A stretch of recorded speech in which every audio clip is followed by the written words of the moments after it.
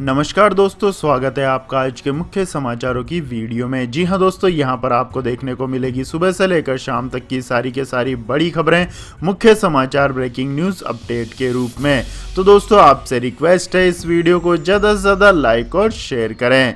तो दोस्तों, जान लेते हैं आज की पहली बड़ी खबर। फारूक अब्दुल्ला ने दिखाया आईना, बोले कमजोर हो गई है कांग्रेस, घर बैठने से नहीं चलेगा काम। जी हां दोस्तों, देश की सबसे पुरानी पार्टी कांग्रेस इन दिनों नेतृत्व संकट से गुजर रही है। कांग्रेस के G23 नेताओं की ओर से यह बात उठाने के बाद अब दूसरे दल भी कुछ इसी तरह की बात कह रहे हैं। जम्मू कश्मीर के पूर्व मुख्यमंत्री और नेशनल कॉन्फ्रेंस के वरिष्ठ नेता फारूक अब्दुल्ला ने मंगलवार को कांग्रेस को नसीहत दी है। उन्होंने कहा कि कांग्रेस कमजोर हो गई है, देश को बचाने के लिए कांग्रेस को जागना होगा और मजबूती से खड़ा होना होगा। एक इंटरव्यू में नेशनल कॉन्फ्रेंस के अध्यक्ष फारूक अब्दुल्ला ने कहा कि कांग्रेस कमजोर हो गई है। मैं यह ईमानदारी से कह रहा हूं, अगर वह देश को बचाना चाहते हैं तो कांग्रेस को उभरना होगा और मजबूती के साथ खड़ा होना होगा। उन्हें लोगों की तकलीफों पर ध्यान देना होगा, यह सब घर बैठकर नहीं होगा। आपको बता दें दोस्तों, पिछले साल कांग्रेस के नेताओं के एक समूह ने पार्टी अध्यक्ष सोनिया गांधी को चिट्ठी लिखी थी। इस चिट्ठी पर 23 नेताओं ने हस्ताक्षर किए थे। इस पत्र में कांग्रेस नेतृत्व पार्टी संगठन और आंतरिक चुनावों में बड़े बदलाव का आह्वान किया था। इसके बाद दोस्तों, रुक करते हैं अगली खबर का। दिल्ली सरकार के अधिकार पर विपक्ष एकजुट नहीं हो सकी, राज्यसभा में GNCT बिल पर चर्चा। जी हां दोस्तों, दिल्ली राष्ट्रीय राजधानी राज्य क्षेत्र शासन विधेयक 2020-21 पर राज्यसभा में मंगलवार को विपक्ष की एकजुटता देखने को मिली। बिल पर विपक्ष के हंगामे के चलते सदन की कार्यवाही कई बार बाधित हुई और अंततः सदन की कार्यवाही स्थगित करनी पड़ी। आपकी जानकारी के लिए बता दें दोस्तों, दिल्ली के उपराज्यपाल को अधिक अधिकार देने वाले इस बिल पर कांग्रेस और आम आदमी पार्टी के सदस्यों की ओर तीखी प्रतिक्रिया की गई। उनके विरोध के चलते सदन की कार्यवाही को पहले 15 मिनट और उसके बाद कई बार स्थगित करना पड़ा। उच्च सदन के उपसभापति हरिवंश नारायण ने जब बिल पर चर्चा के लिए गृह राज्य मंत्री जी किशन रेड्डी को प्रस्ताव रखने के लिए कहा तो सदन में हंगामा शुरू हो गया। आम आदमी पार्टी के सदस्य संजय सिंह सीट पर खड़े होकर बोलने लगे कि उन्होंने बिल के विरोध में नोटिस दिया है। इस पर सभापति ने कहा कि आप प्रस्ताव पेश होने दें, उसके बाद आपके नोटिस पर विचार होगा। संजय सिंह ने कहा कि जब नोटिस पेंडिंग है तो चर्चा कैसे शुरू हो सकती है। उन्होंने इस बिल को अलोकतांत्रिक बताया। इसी बीच कांग्रेस की ओर से नेता प्रतिपक्ष मल्लिकार्जुन खड़गे ने भी अपना विरोध दर्ज कराया।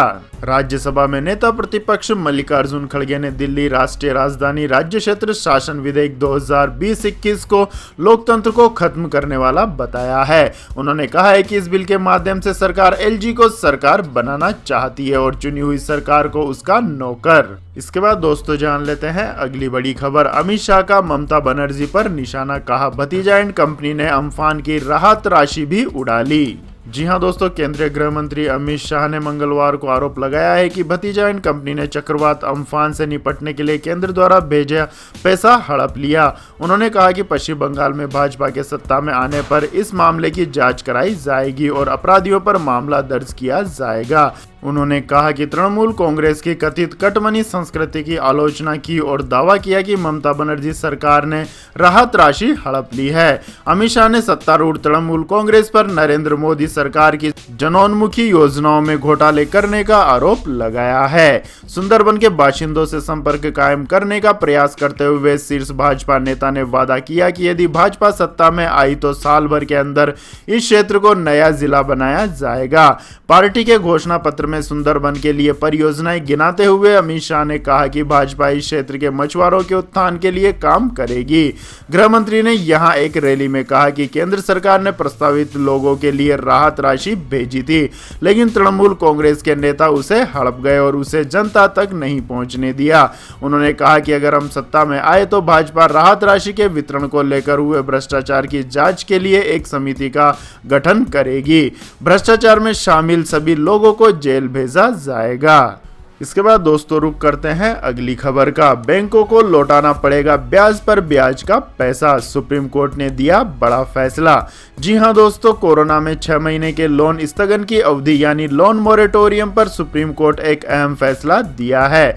इसमें कोर्ट ने साफ साफ कहा कि मोरेटोरियम में पूरी तरह से ब्याज माफ संभव नहीं है। इसमें कहा गया है कि मोरेटोरियम की अवधि का बढ़ना और किसी खास सेक्टर को राहत देना संभव नहीं है। खबर के मुताबिक सुप्रीम कोर्ट ने कहा है कि मोरेटोरियम पर ब्याज लेना सही नहीं है। बैंकों को ब्याज पर लिया गया ब्याज लौटाना होगा। सुप्रीम कोर्ट ने सरकार और भारतीय रिजर्व बैंक की ऋण स्थगन नीति में हस्तक्षेप करने से इनकार कर दिया है और 6 महीने के लोन मोरेटोरियम अवधि का विस्तार करने से इनकार कर दिया है। इसके बाद दोस्तों जानते हैं अगली खबर। कोरोना वायरस की रफ्तार पर ब्रेक लगाने के लिए गृह मंत्रालय ने जारी किए नए नियम, 30 अप्रैल तक रहेंगे लागू। जी हां दोस्तों, कोरोना वायरस के बढ़ते मामलों ने सरकार की चिंता बढ़ा दी है। महामारी की रोकथाम के लिए गृह मंत्रालय ने नए दिशा निर्देश जारी किए हैं। ये दिशा निर्देश 1 अप्रैल 2021 से 30 अप्रैल तक लागू रहेंगे।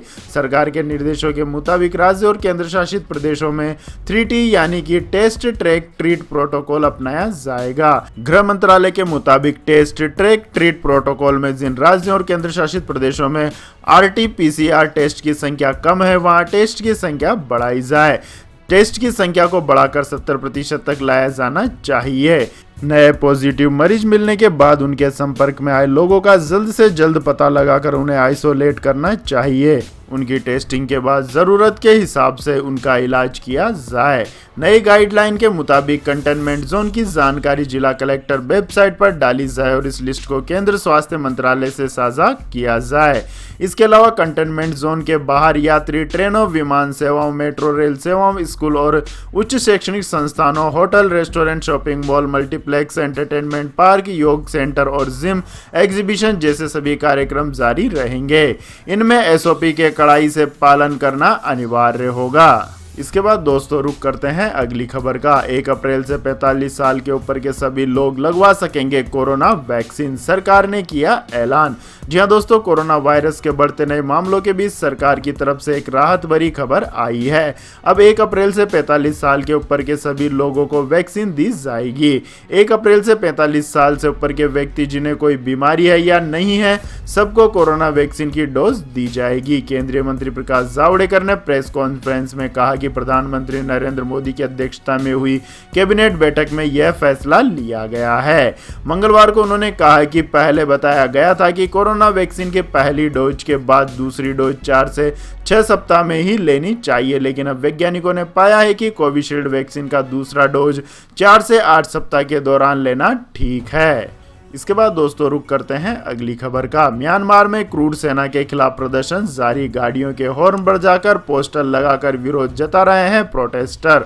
जी हां दोस्तों, म्यांमार में तख्तापलट के खिलाफ विरोध प्रदर्शन जारी है। क्रूर सेना ने अब तक कई प्रदर्शनकारियों को मौत के घाट उतार दिया है। इसके बावजूद लोग लोकतांत्रिक सरकार की बहाली के लिए आवाज उठा रहे हैं। हालांकि अब उन्होंने सुरक्षा बलों से टकराव और गिरफ्तारी से बचने के लिए नया तरीका निकाला है। अब वह गाड़ियों के हॉर्न बजाकर अपना विरोध दर्शा रहे हैं। देश के अलग अलग हिस्सों में हजारों की संख्या में प्रदर्शनकारी वाहन रैली निकाल रहे हैं और जोर जोर से हॉर्न बजाकर सेना के प्रति अपना गुस्सा प्रकट कर रहे हैं। इसके बाद दोस्तों जान लेते हैं अगली बड़ी खबर। लेकिन दोस्तों अगली खबर जानने से पहले आप लोगों से गुजारिश है कि इस वीडियो में दिखाई गई खबरें अगर आपको पसंद आई हो तो इस वीडियो को लाइक करें, शेयर करें और हमारे चैनल को सब्सक्राइब करें। तो दोस्तों जान लेते हैं अगली बड़ी खबर। अंतर्राष्ट्रीय उड़ानों पर रोक 30 अप्रैल तक बढ़ी, DGCA ने जारी किए निर्देश। जी हां दोस्तों, कोरोना महामारी ने एक बार फिर कहर बरपाना शुरू कर दिया है। देश में कोरोना के नए मामले तेजी से बढ़ने लगे हैं। इसे देखते हुए सरकार ने राष्ट्रीय उड़ानों पर लगी रोक को और आगे बढ़ा दिया है। इससे बढ़ाकर 30 अप्रैल 2021 तक कर दिया गया है। अभी तक यह रोक 31 मार्च तक ही थी, लेकिन अभी से 1 महीने के लिए और बढ़ा दिया गया है। हालांकि यह रोक मालवाहक विमान और DGCA की परिसीमन से चलाई जा रही उड़ानों पर लागू नहीं होगा। इसके बाद दोस्तों जान लेते हैं अगली खबर। कश्मीर सॉलिडेरिटी डे के नाम पर भारत के खिलाफ पाकिस्तान की बड़ी साजिश का खुलासा। जी हां दोस्तों, दुनिया की आंखों में धूल झोंकने के लिए एक तरफ जहां पाकिस्तान भारत के साथ शांति वार्ता का दिखावा कर रहा है, वहीं वो भारत के खिलाफ बड़ी साजिश रचने में लगा हुआ है। सूत्रों से मिले दस्तावेजों के मुताबिक पाकिस्तान ने पिछले महीने 5 फरवरी के दिन कश्मीर सॉलिडेरिटी डे के नाम पर भारत को अंतर्राष्ट्रीय स्तर पर बदनाम करने के लिए दुनिया भर में एक बड़ी मुहिम चलाई थी, जिसके तहत उन देशों में मौजूद पाकिस्तानी दूतावास के जरिए भारत के खिलाफ बड़े पैमाने पर प्रदर्शन कराने की योजना तैयार की गई। इस्लामाबाद में पाकिस्तान की ISI ने अपने सभी दूतावासों को फैक्स और ईमेल के जरिए यह बात की थी कि किसी भी तरीके से कश्मीर में तैनात भारतीय सुरक्षा बलों के खिलाफ झूठे मानवाधिकार हनन के मामलों को सामने लाना है। पाकिस्तान ने इस साजिश को अंजाम देने के लिए लाखों डॉलर की रकम भी खर्च की थी। इसके बाद दोस्तों जान लेते हैं अगली बड़ी खबर। कोरोना के बढ़ते मामलों के मद्देनजर दिल्ली में एयरपोर्ट, रेलवे स्टेशन और बस अड्डों पर होगी रैंडम टेस्टिंग। जी हां दोस्तों, राष्ट्रीय राजधानी दिल्ली में कोरोना के लगातार बढ़ते मामलों को देखते हुए दिल्ली सरकार अब सख्त हो गई है। केजरीवाल सरकार ने आदेश दिया है कि दिल्ली के एयरपोर्ट, रेलवे स्टेशन और ISBT पर अब कोरोना की रैंडम टेस्टिंग होगी। इसके अलावा ऐसे पॉइंट पर भी रैंडम टेस्टिंग होगी जहां पर प्राइवेट बसों का जमावड़ा लगता है। आपकी जानकारी के लिए बता दें दोस्तों, केजरीवाल सरकार ने सभी जिलों को निर्देश दिया है। निर्देश के तहत जिन राज्यों में कोरोना संक्रमण बहुत तेजी से फैल रहा है, वहां से आने वाले यात्रियों की रैंडम टेस्टिंग की जाए। इसके अलावा सभी जिले के जिला मजिस्ट्रेट और DGP को इस निर्देश का सख्ती से पालन कराने के आदेश भी दिए जाए। इसके बाद दोस्तों जान लेते हैं अगली बड़ी खबर। मानवाधिकार पर दुनिया भर में घिरा चीन अब यूं दिखा रहा है हैकड़ी। जी दोस्तों, चीन ने मंगलवार को कहा कि उसने पश्चिमी शिनजियांग प्रांत में मानवाधिकारों के उल्लंघन के आरोपों में अमेरिका, यूरोपियन संघ, कनाडा और ब्रिटेन द्वारा संयुक्त रूप से उस पर लगाए गए प्रतिबंधों के विरोध में विदेशी राजनयिकों को तलब किया है। चीनी विदेश मंत्रालय के प्रवक्ता हुआ चुनइंग ने नए प्रतिबंधों को मंगलवार को बदनाम करने वाले और चीनी लोगों की प्रतिष्ठा का तिरस्कार करने वाला बताया है। इसके बाद दोस्तों जान लेते हैं अगली बड़ी खबर। भारत ने इंग्लैंड को 66 रन से हराया, सीरीज में 1-0 से बनाई बढ़त। जी हां दोस्तों, भारत और इंग्लैंड के बीच 3 मैचों की वनडे सीरीज का पहला मुकाबला पुणे में खेला गया। इस मैच में इंग्लैंड की टीम के कप्तान इयोन मॉर्गन ने टॉस जीतकर गेंदबाजी चुनी। पहले बल्लेबाजी करते हुए भारत ने शिखर धवन के 98 और कुणाल पांड्या के तेज नाबाद 58 रन की बदौलत 5 विकेट पर 317 रन बनाए। इंग्लैंड टीम को जीत के लिए 318 रन का लक्ष्य मिला, लेकिन ये टीम 42.1 ओवर में 251 रन पर ऑल आउट हो गई और भारत को 66 रन से जीत मिली। 3 मैचों की वनडे सीरीज में टीम इंडिया को 1-0 की बढ़त मिल गई है। इसके बाद दोस्तों जान लेते हैं अगली बड़ी खबर। जर्मनी में बढ़ाया गया लॉकडाउन, जनता से एंजेला मार्केल की अपील, घर से न निकलें। जी हां दोस्तों, दुनिया भर के कई देश फिर से कोरोना की चपेट में आते जा रहे हैं। ऐसे में नियमों को सख्त किया जा रहा है और कई देशों में तो लॉकडाउन बढ़ाने की नौबत तक आ गई है। इस कड़ी में अब कोरोना मामलों को देखते हुए जर्मनी ने लॉकडाउन आगे बढ़ाने का ऐलान किया है और लोगों से घर में ही रहने की अपील की है। कोरोना संक्रमण को फैलने से रोकने के लिए यहां 18 अप्रैल तक के लिए लॉकडाउन बढ़ा दिया गया है। इसके साथ ही कई नई पाबंदियां भी लगा दी गई है। इसके अलावा ईस्टर पर होने वाले सार्वजनिक आयोजनों पर रोक लगाई गई है। इसके बाद दोस्तों जान लेते हैं आज के मौसम अपडेट्स। तो दोस्तों आने वाले 24 घंटों के दौरान जम्मू कश्मीर, गिलगित बल्टिस्तान, मुजफ्फराबाद और हिमाचल प्रदेश में हल्के से मध्यम बारिश और हिमपात की गतिविधियां जारी रहने की संभावना है। वहीं लद्दाख और उत्तराखंड में कहीं कहीं बारिश हो सकती है और बर्फबारी की भी संभावना है। वहीं पंजाब, हरियाणा, उत्तरी राजस्थान के कुछ हिस्सों में हल्की से मध्यम बारिश और गरज चमक के साथ बारिश होने की संभावना है। दक्षिण और पूर्वी मध्य प्रदेश, विदर्भ, मराठवाड़ा, छत्तीसगढ़ के कुछ हिस्सों में हल्की से मध्यम बारिश देखने को मिल सकती है। मध्य महाराष्ट्र, केरल में हल्की बारिश संभव है, जबकि उड़ीसा और उत्तरी तेलंगाना में कहीं कहीं वर्षा का अनुमान है। इसके बाद दोस्तों जान लेते हैं अगली बड़ी खबर। 7 साल में आम लोगों की आमदनी सिर्फ 36% बढ़ी, लेकिन सरकार ने आपसे पेट्रोल पर 220% और डीजल पर 600% से ज्यादा टैक्स वसूला। जी हां दोस्तों, आमदनी 98 खर्चा रुपया। पेट्रोल और डीजल के दाम जिस तेजी के साथ बढ़ रहे हैं, उससे एक आम आदमी का जीवन कुछ इसी कहावत को बयां करता है। दरअसल पिछले 7 साल में आम आदमी की कमाई से कई गुना ज्यादा पेट्रोल पदार्थों पर सरकार ने टैक्स बढ़ाकर कमाया है। इससे आम लोगों की जेब खाली हुई है, वहीं सरकार का खजाना तेजी से बढ़ता गया है। सोमवार को लोकसभा में केंद्र सरकार ने खुद ही बताया है कि पिछले 6 साल में पेट्रोल डीजल से उसका इनकम कलेक्शन 300% तक बढ़ गया है। इसके बाद दोस्तों रुक करते हैं अगली खबर का। घरेलू सराफा बाजार में मंगलवार को सोने के हाजिर भाव में बढ़ोतरी दर्ज की गई। एचडीएफसी सिक्योरिटीज के अनुसार राष्ट्रीय राजधानी दिल्ली में मंगलवार को सोने के भाव में 116 रुपए प्रति 10 ग्राम की बढ़ोतरी दर्ज की गई। इस बढ़त से सोने का भाव 44,374 रुपए प्रति 10 ग्राम पर पहुंच गया है।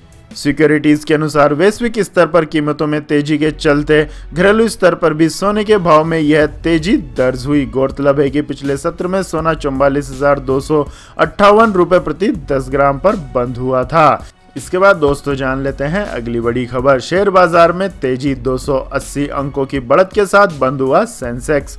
जी हां दोस्तों, देश के शेयर बाजारों में मंगलवार को तेजी दर्ज की गई। बॉम्बे स्टॉक एक्सचेंज का संवेदी सूचकांक 280.15 अंक की बढ़त के साथ 50,051.44 पर बंद हुआ। वहीं नेशनल स्टॉक एक्सचेंज का निफ्टी 78.35 अंक मजबूत होकर 14,814.75 अंक पर बंद हुआ। इससे पहले मिले जुले वैश्विक रुझानों के बीच रिलायंस इंडस्ट्रीज, एचडीएफसी बैंक और आईसीआईसीआई बैंक जैसे बड़े शेयरों में तेजी के चलते प्रमुख शेयर सूचकांक सेंसेक्स मंगलवार को शुरुआती कारोबार के दौरान 300 अंक से अधिक चढ़ गया। इस दौरान 30 शेयरों पर आधारित बीएसई 301.17 अंक या 0.61% बढ़कर 50,072.46 पर कारोबार कर रहा था, जबकि एनएसई निफ्टी 94.40 अंक या 0.64 अंक बढ़कर 48,830.80 पर पहुंच गया था। सेंसेक्स में सबसे अधिक 2% की बढ़त इंडसइंड बैंक में हुई, जबकि axis bank, HDFC bank, ICICI bank, UltraTech cement और मारुति भी बढ़ने वाले शेयरों में शामिल हैं। इसके बाद दोस्तों जान लेते हैं अगली बड़ी खबर। एम्स मारपीट मामले में आप विधायक सोमनाथ भारती गए जेल, 2 साल कैद की सजा बरकरार। जी हां दोस्तों, राजधानी के एम्स अस्पताल में तोड़फोड़ और मारपीट के मामलों में आम आदमी पार्टी के विधायक और दिल्ली के पूर्व कानून मंत्री सोमनाथ भारती को बड़ा झटका लगा है। राउज एवेन्यू सेशन कोर्ट ने एम्स के सिक्योरिटी गार्ड्स के साथ मारपीट के मामले में भारती को जो 2 साल कैद की सजा सुनाई गई थी, उस आदेश को कोर्ट ने बरकरार रखा है। अदालत ने सोमनाथ भारती की अपील को खारिज कर दिया। वहीं आदेश पारित होते ही फौरन उन्हें न्यायिक हिरासत में ले लिया गया। अदालत ने फैसले में सोमनाथ भारती की उस दलील को खारिज कर दिया कि उन्हें इस केस में फर्जी तरीके से फंसाया गया है। कोर्ट ने कहा कि सुनवाई के दौरान मिले दस्तावेज और सबूतों से यह साफ है कि भारती ने जेसीबी से एम्स की दीवार तोड़ी थी, जबकि उसे बचाने के लिए बाकायदा एमसीडी से मंजूरी ली गई थी। कोर्ट ने इस दौरान वो तर्क भी खारिज किया जिसमें कहा गया है कि भारती पर 300 लोगों की भीड़ बुलाकर तोड़फोड़ और हंगामे का आरोप लगा था, लेकिन सिर्फ 5 लोग को ही आरोपित बनाया गया।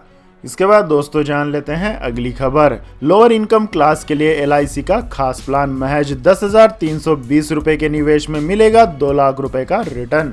जी हां दोस्तों, बेहद कम आय वालों के लिए एलआईसी ने एक शानदार प्लान पेश किया है। इस प्लान में महज एक बार 10,320 रुपए निवेश करने होंगे और इसके बाद प्लान की अवधि पूरी होने पर आपको बहुत अच्छा रिटर्न मिलेगा। एलआईसी का यह प्लान पूरी तरह से पारंपरिक प्लान है और इसका शेयर मार्केट से बिल्कुल भी नाता नहीं है। एलआईसी के इस माइक्रो बचत प्लान में केवल एक बार प्रीमियम भरना होता है, जो 10,320 रुपए का है और आपको 2 लाख रुपए तक का सम इंश्योर्ड मिलेगा। इस प्लान में मिनिमम सब इंश्योर्ड 50,000 रुपए है। कम से कम इंश्योर्ड लेने पर प्रीमियम भी कम हो जाएगा।